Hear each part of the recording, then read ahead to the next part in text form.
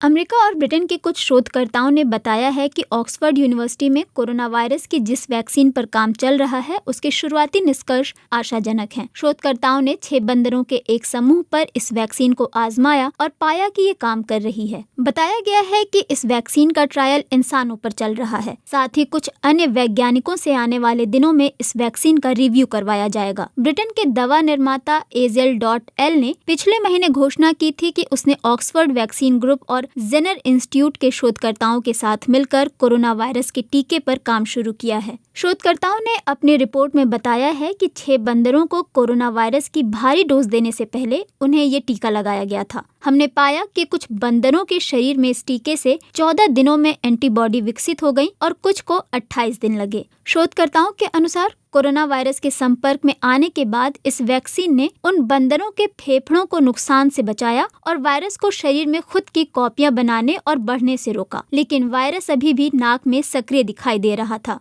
London school of hygiene and tropical medicine के एक professor doctor Stephen Evans ने कहा कि बंदरों पर शोध के बाद जो नतीजे सामने आए हैं वो निश्चित रूप से एक अच्छी खबर है। उन्होंने कहा, ये ऑक्सफोर्ड वैक्सीन के लिए एक बड़ी बाधा की तरह था जिसे उन्होंने बहुत अच्छी तरह से पार कर लिया है। टीका विकसित करने की प्रक्रिया में उसका बंदरों पर सफल होना बहुत महत्वपूर्ण माना जाता है, लेकिन वैज्ञानिकों की जानकारी के अनुसार कई टीके जो लैब में बंदरों की रक्षा कर पाते हैं वो अंततः मनुष्यों की रक्षा करने में विफल रहते हैं। प्रोफेसर इवांस कहते हैं, इस मामले में एक चीज जो अच्छी है वो ये कि जो टीके काम नहीं करते वो सुरक्षा देने की बजाय कई बार बीमारी को बदतर बनाते हैं। SARS-CoV-2 का टीका विकसित करने में एक सैद्धांतिक चिंता तो निश्चित रूप से रहेगी और इस अध्ययन में कोई नकारात्मक सबूत न मिलना बहुत उत्साहजनक है। शोधकर्ताओं ने बताया कि 13 मई तक इस शोध के लिए स्वेच्छा से सामने आए करीब 1000 लोगों को ट्रायल के तौर पर ये टीका लगाया जा चुका है। शोधकर्ताओं को उम्मीद है कि अगले 1 महीने में वो कुछ स्पष्ट निष्कर्षों तक पहुंच पाएंगे।